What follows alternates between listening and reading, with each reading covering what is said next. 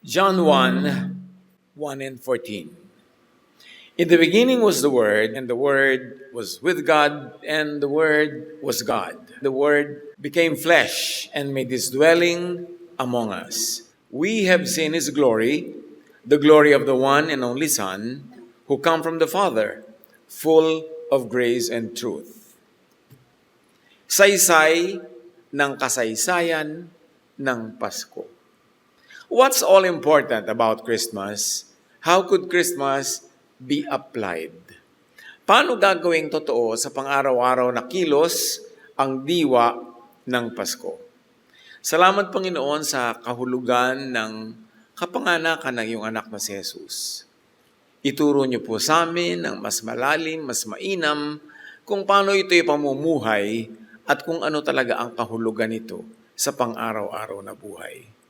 Mangusap po kayo, magturo, akayin kami sa deeper appreciation of Christmas.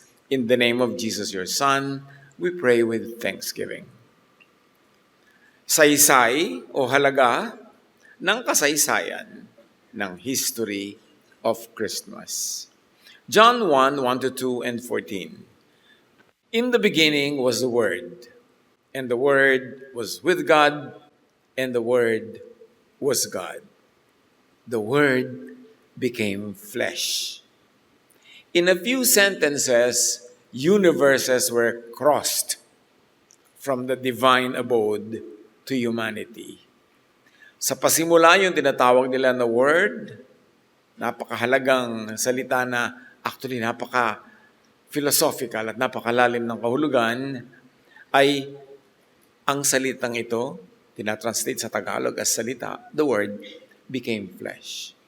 The whole idea of God, the whole idea of the power and the creative power of God suddenly becomes a human being in the person of Jesus. The phrase dwelt among us, rendered from Greek, allows a twofold meaning. It could mean lived among us, with us, stayed in our midst. The flesh dwelt among us could be, ayan siya, kapiling natin sa ating kapulungan, sa ating community. It could mean, in a deeper way, he pitched his tent with us. Kung tayo ay naglalakbay sa disyerto, paggabi na, tatayo na tayo ng mga tent para doon matulog, magpahinga, tas palipat-lipat. Pero ang sinasabing, God dwelt with us through Jesus. He pitched His tent with us. Kung saan tayo namamahay, ay doon siya namamahay. Kung saan tayo nagpupunta, ay naroon din siya at kasama. The phrase from Greek could mean tabernacled with us. Nakipagkampo, sumama sa ating barangay. The Greek verb carries a temple imagery.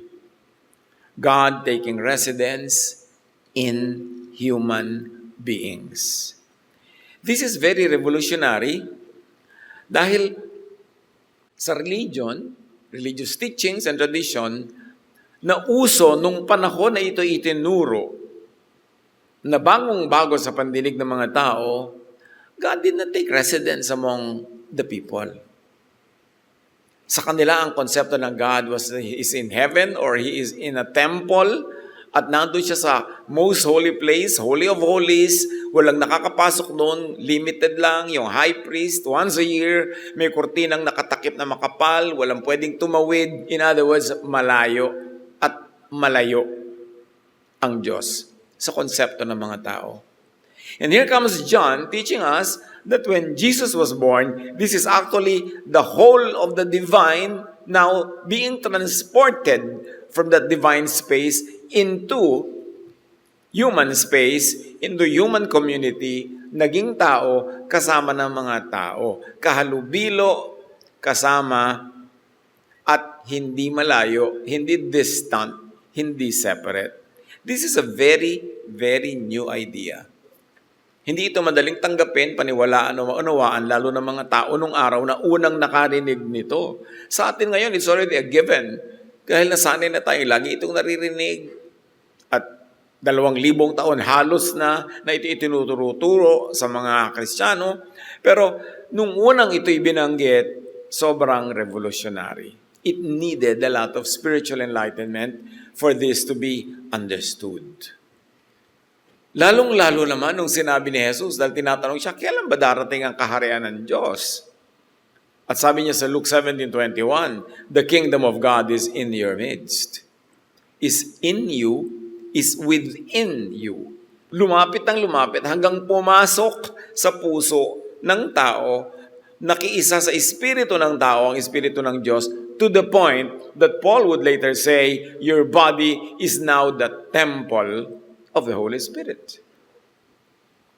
The concept was, God was in a stone temple, a temple made of stone, separate from the people, at may intermediaries siya, mga priests, between the divine and humans. Suddenly, through the birth of Jesus, the divine becomes accessible, naaabot, naririnig, napupuntahan, nakakausap, in fact, nananahan ang Espiritu ng Diyos sa puso ng mananampalataya.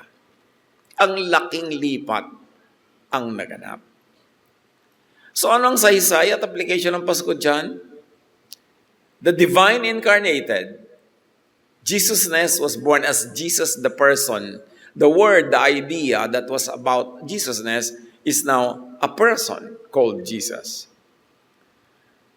Para sa atin, gusto nating magkaroon ng Pasko, gusto nating ipamahagi ang Pasko, be an incarnation of the incarnation. Kasi sabi, whoever believes in me will do the works I have been doing, and they will do even greater things than this. Sabi ni Jesus, ang naniniwala sa akin ay gagawin ang mga ginawa ko. Hihigitan pa nila ito dahil dadagdagan ko pa ang kapangyarihan na ibibigay sa kanila. I'm going to the Father, and I'm going to stand between the Father and humans, between the divine and humans, and make the power of heaven available to all who believe. Kasi sabi, kung naniniwala kayo sa akin, patunayan nyo, gawin nyo ang mga ginawa ko.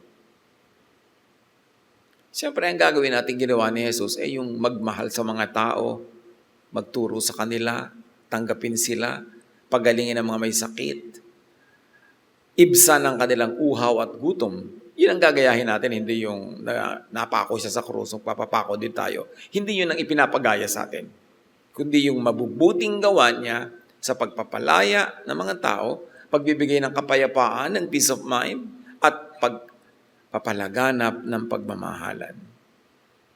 Operationalize Christmas. Habang sabi ng Merry Christmas, maligayang Pasko, padala-padala ng mga greetings, what is important is for Christmas to be born in your manger. Si Jesus bilang sanggol isinilang sa isang lugar at inilagay sa sabsaban, sa manger, sa pakainan ng hayop. Tayo ngayon yung manger na yon. Let Jesus be born and be placed into your heart. And from that heart, grow to mature and to minister to many others. Paano natin gagawin yun? Buksan natin ang ating puso, tanggapin natin si Jesus, hindi lang sa salitang tinatanggap kita, kundi tanggapin natin yung katuruan niya, unawain ito, at ipamuhay, at ibigay na halimbawa sa bawat isa, at ipamahagi ang kanyang pag-ibig sa lahat ng ating mararating, then nagiging totoo yung Pasko. We operationalize Christmas. We become the manger into which the infant is placed and from which the infant grows to maturity. Na ang puso natin ay mag-host ng Espiritu ng Diyos at tayo lalago, bubuti, babait, dumadami ang ating minamahal, tinuturuan natin sila ng pag-ibig ng Diyos at habang nangyayari yon, ang pag-ibig ng Diyos na tinanggap natin ay naililipat-lipat natin sa iba, dumadami, lumalaganap yung kingdom of God on earth. Na parang ang mga outpost noon ay yung mga puso ng bawat isang pinaghaharian ni Jesus. And when the earth is filled with that love, that's when the love of the Lord will rule all over. Siyempre may kalaban yon dahil may ibang gustong manirahan sa puso ng mga tao. Yung espiritu ng galit, espiritu ng pag-aaway, ng pagkamuhi, mga espiritu ng inggit, ng mga walang katapusang contest at gera, kailangan yung magapi ng espiritu ng pag-ibig. At pagka yun ay tumanggap ng pagpapatawad ng Diyos, naunawaan ng pag-ibig, ang grasya, ang kabutihan ng Diyos, at ito'y tinanggap at nagbunga ng kapayapaan. At dahil doon ngayon siya rin ay maaari ng magbahagi ng kabutihan, ng pagpapatawad sa kapwa, na kagandahang loob, at yung mga mahahawa sa kanyang pag-ibig ay maghahawa rin sa iba. That's when the world, the entire planet becomes the kingdom of God. Meanwhile, bawat isa is a tiny kingdom kasi sabi ni Jesus, the kingdom of God is in you, is within you. Hindi nyo kailangan puntahan sa isang lugar, hindi nyo kailangan layuan o hanapin kasi nasa sa inyo. John 1:14, we have seen His glory, full of grace and truth. Kaya ang pag-appreciate natin mga kapatid sa Pasko ay dapat gumraduate na, lumampas na doon sa Belen, yung parang, ito yung mga eksena, ito yung mga naganap, yung mga plot. Alam na natin yun sa ulo na natin. So dapat na natin ngayong mabatid, magagap, mahukay ang lalim ng bawat isang karakter at pangyayari sa ating ginagawang celebration. Lahat ng mga yun, bagamat literally nangyari, meron sila ring malalalim na mga symbolisms na dapat naman ngayon sa pag-mature natin, doon na tayo pumunta sa pag-appreciate. So we have seen His glory, full of grace and truth. Ano ngayon ang application niyan sa atin? Let your graciousness, your listening, tenderness, your patience become a way the Word enter people's lives. Gagawin mo na ngayon ang sarili mo na manger into which the infantness of Jesusness is born and placed and from which it grows. Na tayo na ngayon ang parang magiging daan para yung pag-ibig ng Diyos through Jesus ay makarating naman sa iba. That we are able to make that infant Jesus get born in other people's mangers, in their minds and hearts, to the point that they understand it, they live it, and then they share it. The true and the deep spirit of Christmas. Be a way of the way. Jesus is the way.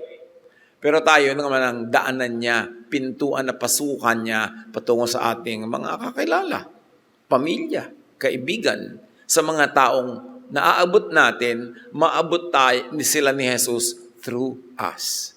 Through our love, through our kagandahang loob, kabutihan, at pagmamahal, then mararanasan nila yun.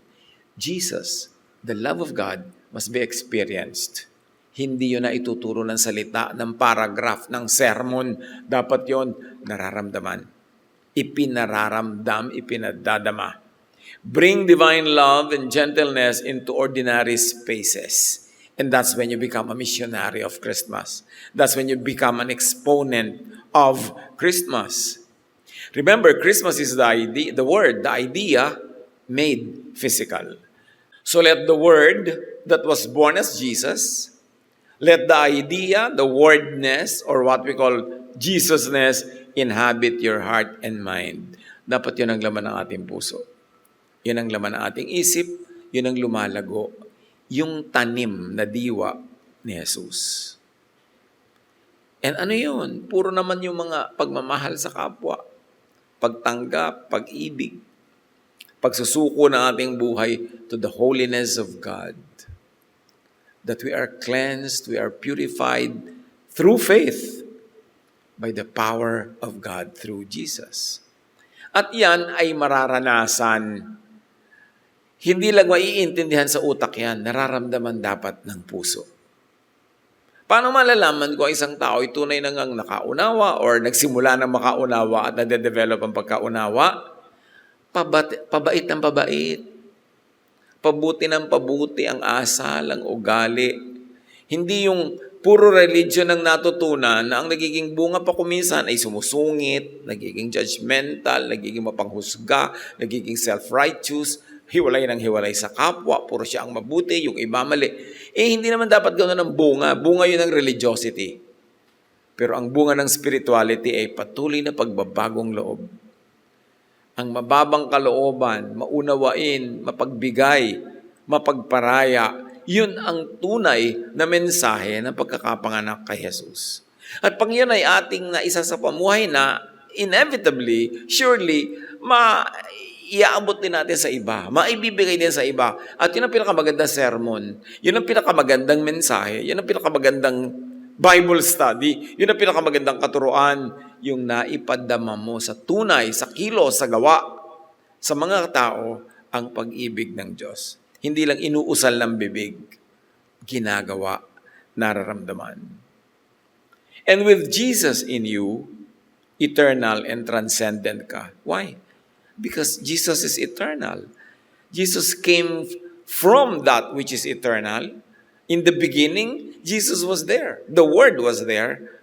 So, when you internalize Jesus, pag pinaniwalaan natin, nakipag-isa sa Kanya ating Espiritu, we too become part of His eternal nature. Kaya nagkakaroon ka ng buhay na walang hanggan. Mamatay man ang katawan, katawan lang yun. Pero yung Espiritong nakipag-isa na kay Jesus ay patuloy na mabubuhay dahil nakipag-isa tayo to Him who is eternal. So, pag na-internalize natin mga kapatid that we are eternal, we have an eternal nature, hindi lang tayo lifetime dito sa earth, hindi lang tayo year or month or week or hour or minute, it will affect our behavior. Let the eternal divine rhythm soften your actions and reactions. Widen your kindness, lengthen your patience. Kasi eternal ka. Hindi ka dapat i-define ng isang moment lang. Nainis ka, nagalit ka, sasabog ka na, maninira ka na, makakasira ka na ang tagal-tagal ng effect sa iyo at sa kapwa. Don't let passing moments define you. That's part of the gift of Christmas. Hindi ka seasonal. Hindi ka lang momentary. You have eternity in your spirit. Therefore, makikitungo tayo, makikibagay sa mga moments na nangyayari from an eternal point of view. So if it doesn't matter 10,000 years from now, it does not really matter. What could anger you in a split second should not be allowed to anger you in a split second because you are eternal. Hindi ka dapat maikulong ng maiksing panahon. Tapos pagsisisihan ng napakatagal, makakasakit ng napakatagal, dahil lang nag-react tayo sa moment. Dapat transcendent tayo sa mga moment. Do not let passing moments negate the eternal in your spirit. John 1:3, through Him, all things were made. That means including us. Through Jesus, or through the Word, which was Jesusness before the Word was born as flesh, through Him, all of us were made. So live as one shaped by the Maker. Don't forget, we were made by the Maker. So be faithful to the design. Be faithful to the purpose for which we were made. Live as one made in the Maker's image. The lie is that may iba kang image. Ako talaga magagalitin ako. Ako talaga na-offend ako sa ganito. Ako talaga masungit. Ako talaga magaan ang kamay ko. Nananakit ako. Masakit ang dila ako pagka pumilantik. No, that is not the image in which you were made.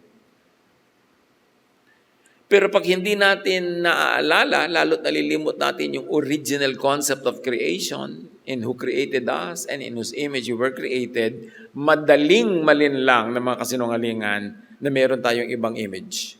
And it's so easy to be deluded into behaving according to that false image. No, your true image is the image of God. And that is the gift of Christmas. Pag naaalala mo yon, you will behave accordingly. You will be more peaceful, kinder, more forgiving, more serene, less reachable by the negative forces in this world. So dahil may Christmas, anong saysay nun? Walk gently. Create kindly. Because the one who formed all things is revealed through love. How did the Father reveal Himself? Through Jesus. And what did Jesus reveal? Love. So, the one who made us is revealed through love. Therefore, we should reveal God to others through love. And we should reveal ourselves, what we really are, also through love. Kung minsan madaling ma-cheapen yung word na love, akala ng iba pagka love yung katuruan mo, para kang yung hippie nung araw, yung make love, not to worry. It is being trivialized like that. But love is really the essence of the Creator. While many people have trivialized it, even to the point of making it comical, we, serious believers, must go back to the seriousness of the word love and to the seriousness of its application. Reveal, teach about, share Jesus through love. Hindi tatalab yung sharing of Jesus through a sermon, through a well-worded treatise or thesis or term paper or speech. There's nothing more powerful than the act of love and the feeling of love. Kaya nang dapat i-master ng mga tunay na Jesus believers. Hindi yung dahil naging relihiyoso ka, lalo ka pa naging less loving, tas naging choosy ka who to love, yung lakamukha mo ng doktrina and hate everyone else. That's not the teaching of Jesus. And that's not the teaching of John 3:16. For God so loved the world that He gave His only Son, that whoever believes in Him will not perish, but will have eternal life. So para sa lahat yun, walang exclusive franchise ang sino man. John 1:4, in Him was life, and that life was the light of mankind. Christmas moves the world from darkness to light. And this merits serious study. Anong darkness yung tinuturing? Bakit may darkness? Kaya dumating si Jesus as light kasi may darkness, merong rule of darkness. At yun ang dapat natin sa atin sa buhay natin. What is that rule? Who is that ruler? And we should be freed by the power of Jesus, by the power of love, and by the power of the light from the darkness. Hindi yung Pasko ng Pasko, taon-taon na celebrate, tapos patuloy pa rin tayo nakokontrol ng darkness. That darkness has to be defined and has to be eliminated from the life of a believer. Let His light become your way of seeing and being seen. The light of Jesus should be our way of seeing. Maraming light. Kung minsan may ultraviolet light na yung mga insekto, nakikita lang yung flowers from a different color perspective kasi iba yung light nila. May mga light naman na blinking, nakakahilo sa mga iba. May mga light na ultraviolet. Pero let the light of Jesus be our light. And that light is the one that will guide us how to find real life, real peace, real serenity. And let that light be our way of being seen. How do you want to be seen? How would you like the world to see you? As what? As a mini Jesus. So that the world sees us by the light of Jesus. Hindi yung lalo kang nagiging parang mini Pharisee, nagiging kang mini tyrant, mini kung ano-ano, dahil nga hindi natin nakikilala ang tunay na kahulugan ng anak ng Diyos. Do not mistake religiosity for spirituality. Hindi ko mo relihiyoso ay spiritual. Dapat tayong lumalim beyond the religious surfaces. Carry His light into conversations, choices, and reactions. Do we carry the light of Jesus in our conversations? O yung public conversation lang natin, especially in the religious setting, ang maka-Jesus, and in private conversations na hindi na? How do we converse with our families, with our friends? Dala-dala dapat yung laging dala-dala yung light of Jesus para mga tumalab. Let the Jesus light illuminate your judgment, guide your decisions, and brighten your inner mental landscape. Sa lahat, hindi lang isang compartment ng buhay, hindi lang paglinggo, hindi lang pagka-worship service, hindi lang pag may Bible study, lahat ng areas of our lives. Gagawin mong Panginoon si Jesus at gagawin mo ang paraan niya, ang ating paraan, magiging totoo ang Pasko. The reason why many people who are into very, very serious religiosity are hardly able to win people for Jesus is because religion lang yung dala-dala, hindi yung Jesusness. Yung spirito ng tahimik na pagmamahal, pag-ibig, pagtuturo. Hindi ka tolerant, hindi mo kinukonsinti ang mga mali, pero patuloy kang nagbibigay ng options for people. And because style ni Jesus ang ginagamit mo, hindi ka mapilit, hindi ka na mabraso, gentle, peaceful approach. Because at the end of the day, it is what works. Yun ang tunay na tumatalab. John 1:5, the light shines in the darkness, and the darkness has not overcome it. You, Jesus believer, are the light of the world. A town built on a hill cannot be hidden, sabi ni Jesus. Light ka, it's enough. Hindi mo kailangan makipag-away sa lahat ng darkness. Do not argue with darkness. Just shine. Let your light shine. Period. Hindi mo kailangan makipagtalo, hindi mo kailangan manalo sa bawat argumento because it is the power of truth that will win, not your oratorical skills. Kailangan lang lagi kang totoo sa Spirit ni Jesus, yun ang mananaig. Let your presence calm tensions. Dahil na kay Jesus ka. Let your tone soften harshness. And let your choices cut or interrupt cycles of hurt. Can you imagine? What a powerful ambassador of heaven. Kung ikaw, sa bawat may tensyon, pagpasok mo, nagkakaroon ng relaxation. Sa bawat stressful situation, pag sumali ka, nagkakaroon ng resolution or nababawasan yung gulo. Yung mga sakitan, pagka sumali ka sa equation, nagiging gentler or at least nagiging loving pa. And whenever you involve yourself in any situation, you cut or interrupt cycles of hurt. Kasi alam niyo yung pananakit, nasaktan ka, mananakit ka, pinagsabihan ka, sasabi ka rin, cycles yan eh. Pero pagka ang mananampalataya pumasok sa cycle na yon, masisira yung cycle, titigil, and it will be redirected by the Jesus energy towards peace, towards serenity. Kaya ka nga ambassador ng langit. The Jesus that's in you is stronger than any confusion or chaos around you. Live by that. And you win with your quiet affection. Not with shouting, not with speeches, but by being Jesus. And most of the time, Jesus was just meek, quiet, and he just continued to love people.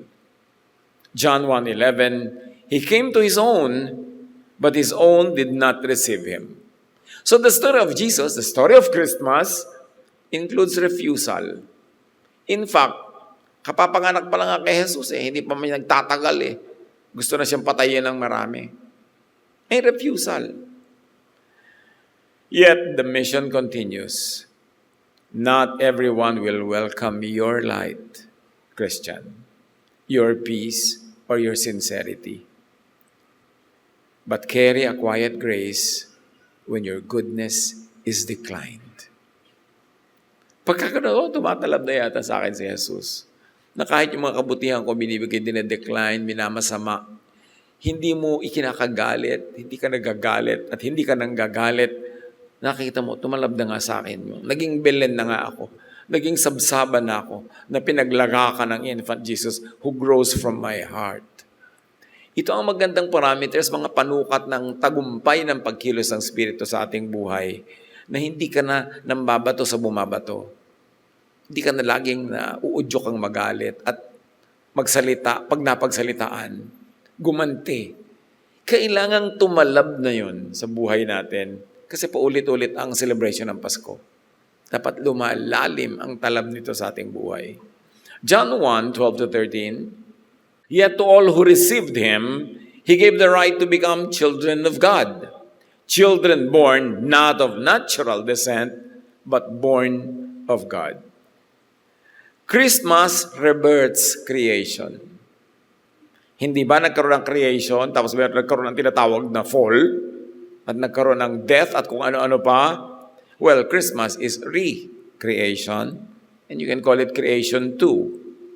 Kasi sabi, to all who receive Him, He gives the right to become children of God.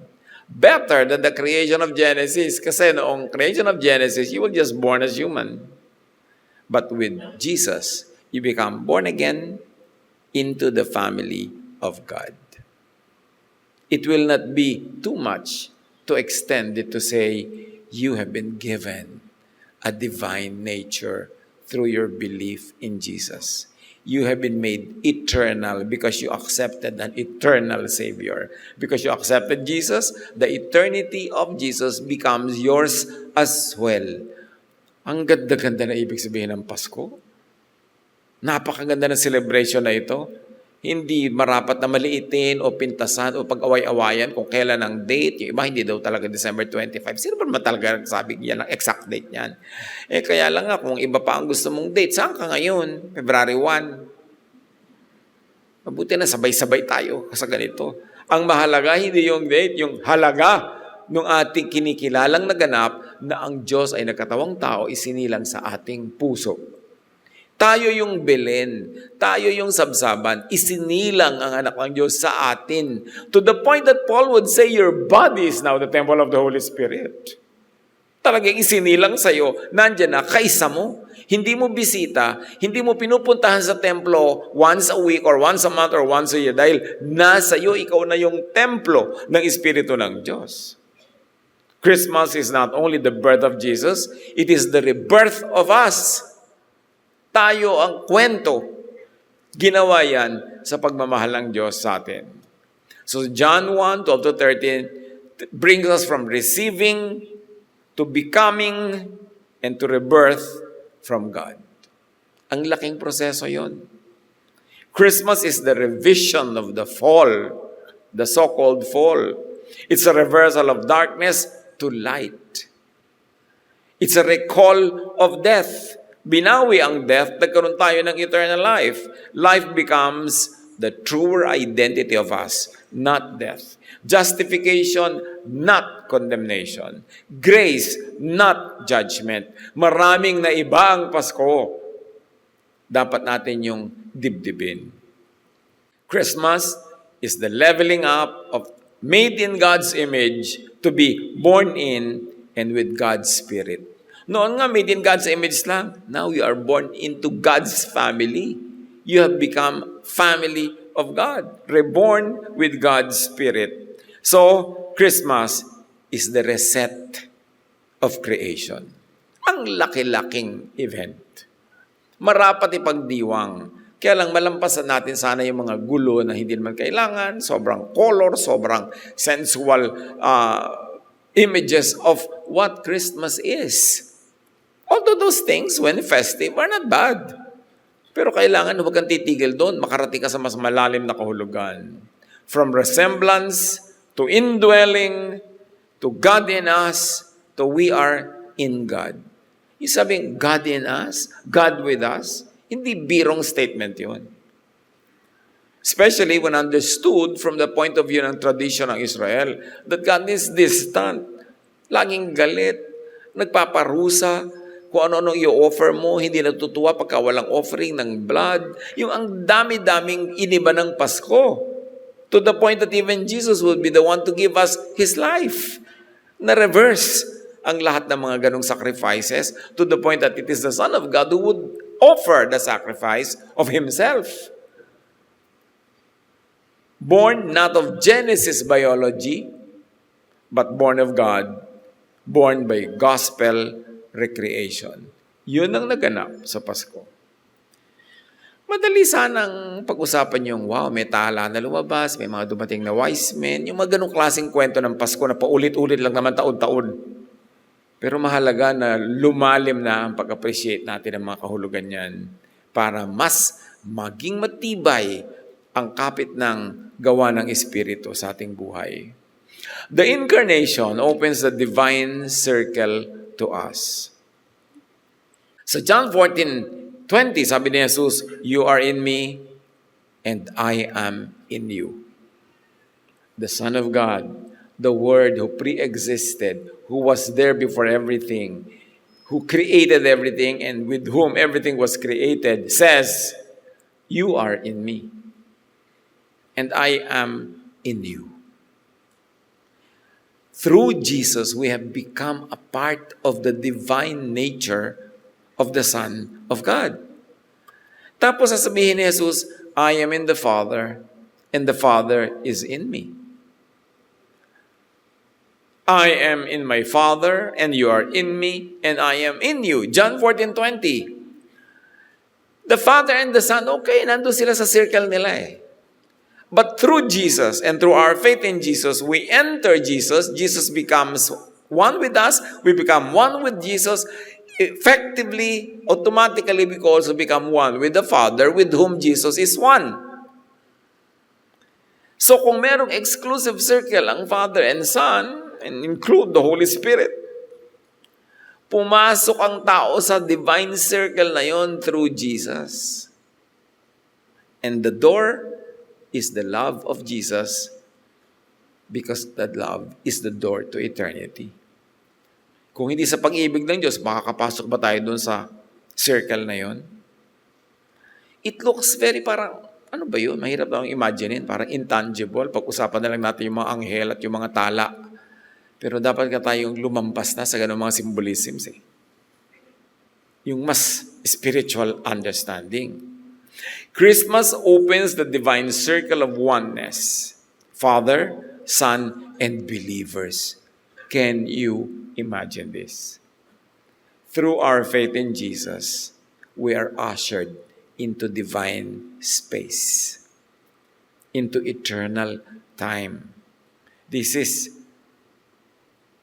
awesome. And the entrance to that circle is love. The incarnation ushers inner transformation. Be transformed by the renewing of your mind.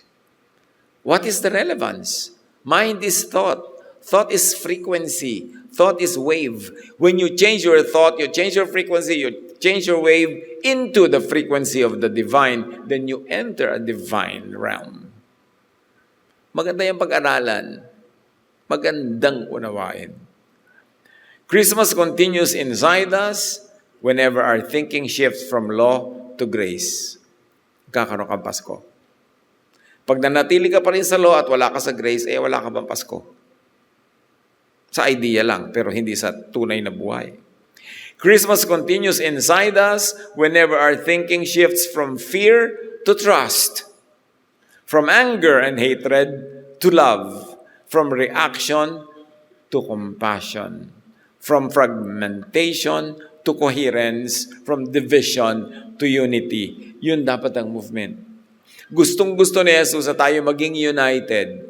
Kasi in unity, especially unity in love, unity in spirit, doon nag-ahari ang Espiritu ng Diyos. Kaya ang ginagawa ng kaaway is lagi tayong i-divide. Kasi pag divided tayo, hindi mabubuo yung coherence. Hindi tayo lilipat ng frequency and vibration to that divine frequency. Therefore, mapofrustrate ang ating mga attempts to be one with God, to have peace, to have love. Kaya, simpleng-simple yun. Identify any work of darkness na ang resulta is division. Bakit lagi may division? Pamilya, any club, pag may 3 member, mag-divide din bukas. Kahit ano na lang na organisasyon, nagkakahati-hati, nag-aaway-away. Churches, dami ng dami. Dahil split ng split. Divide ng divide. Kasi meron dark forces at work that will do everything to prevent us from becoming one in spirit. Lagi tayong bibigyan ng divisive issues. Pag-aaway-awayan ng maliliit na bagay, kahit na kung gaano kaasim ang sinigang, pag-aawayan ng biyanan at ng manugang. Hindi tayo mauubusan ng pag-aawayan kasi dinadaya tayo ng kadiliman. So identify that at huwag kang padaig. Pagka gusto mo nang awayan yung isa dahil hindi ka kasundo, teka, may ibang forces at work dito. Hindi talaga kami ang magkaaway dito. Pinag-aaway kami. Para hindi magganap ang kagustuhan ng Diyos na magkaisa-isa ang mga tao. Kasi sa pagkaisa-isa, doon nabubuo ang kingdom of God. So ang gusto ng kaaway, fragmented yan. Kalat-kalat, iwahiwalay para walang power. Huwag paggamit sa deception of the evil one. Pamilya nyo, ano mga pinag-aawayan nyo? Isang dangkal na lupa? Lupa sa kuko? Magkakapatid nagsusumpaan dahil sa lumang piano. Di ba deception yun? Pero sabi, ano yun? Ano talaga yan? Yung nagiging kumisan tayo selfish, nagiging maramot para dumami yung koleksyon natin ng mga elepante. Mga elepanteng miniature, elepanteng ceramic, elepanteng bakal. Pagka naman namamatay ka na, wala namang tatanggap no kahit ipamana mo kasi kalat lang. Nadadaya tayo. Lahat ng pinag-aawayan natin, pandaraya lang. Kaya ang solusyon ni Jesus, love, forgiveness, understanding. Don't trivialize those words. Yun ang tunay na solusyon. Yun ang tunay na gamot. Ang kailangan lang natin, i-apply talaga. Kilalanin. Mga kapatid, takot-takot na Merry Christmas na naman nasasabihin natin, pero nagbibigay ba tayo ng spirit ng Christmas, which is forgiveness, understanding, acceptance, love. Doon tayo maging magaling sa gawa, huwag sa salita. Identify everything, every conflict ninyo magkakaibigan, ang haba-haba ng pinagsamahan nyo, tapos napakaliit na bagay, papayagang lumaki, magkakalayo-layo kayo. Sayang ang pinagsamahan.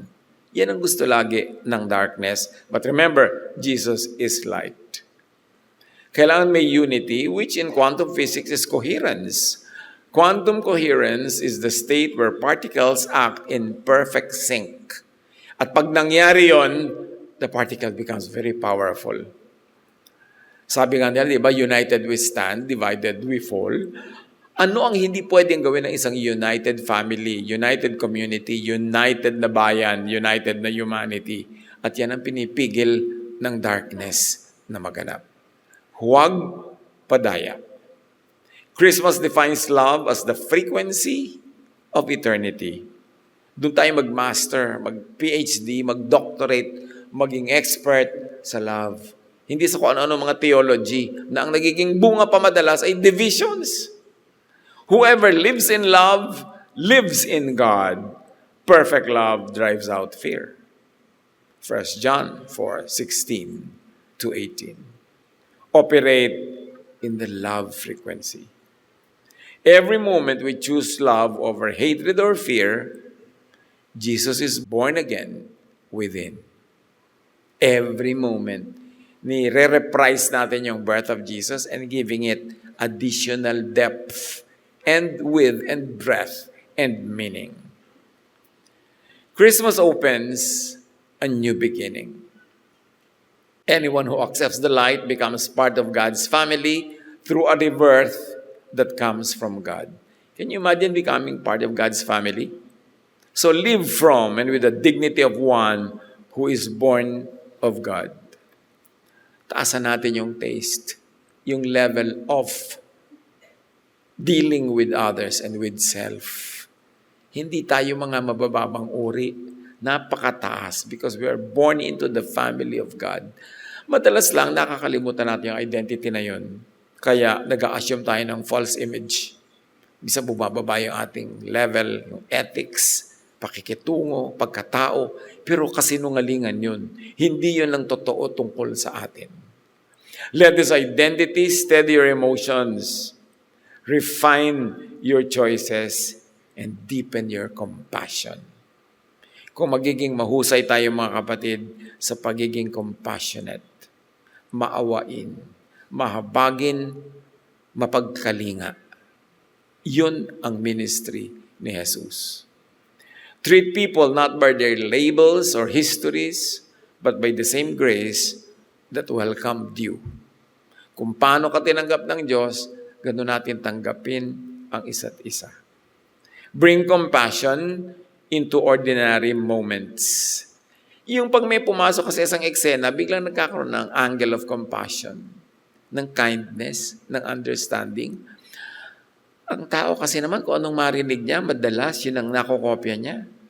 Pag nagagalit siya dito sa isang tao, pag may dumating na second person, sabi niya, ay, hindi naman siya ganoon, mabuti yan, baka Hindi mo lang naintindihan.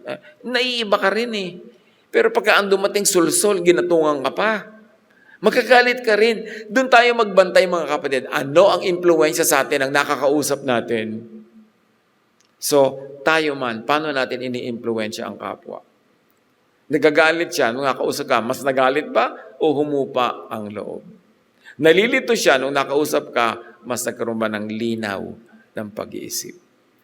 We walk into a room and bless it because we are children of God. Pag nadibdib natin yon, kahit hindi ka magpadala ng Christmas card o magpadala ng electronic card, daig mo pa ang bumabati ng Merry Christmas araw-araw. Bring compassion into ordinary moments, into conversations, into errands, into pauses.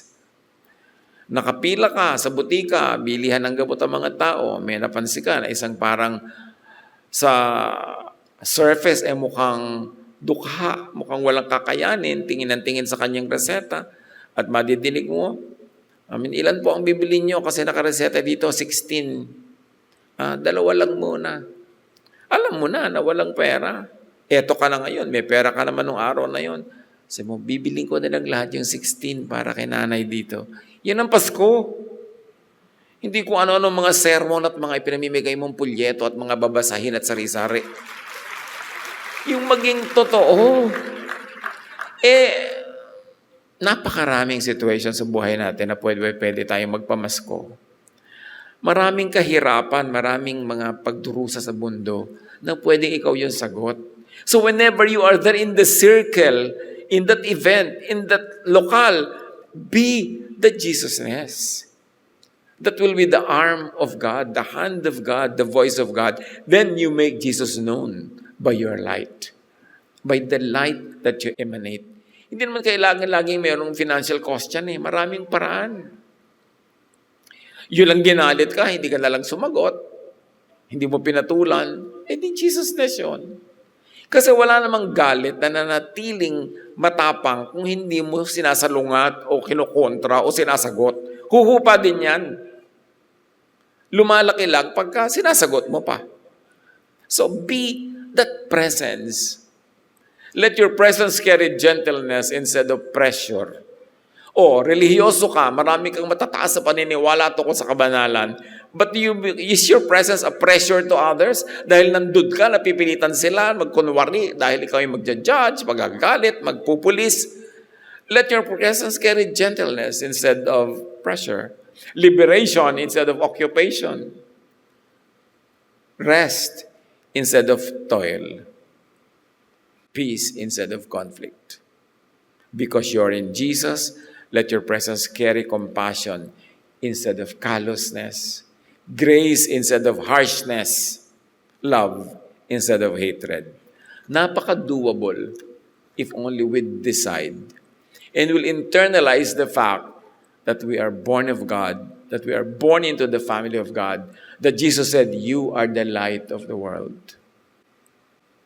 Christmas is God stepping into human darkness as light,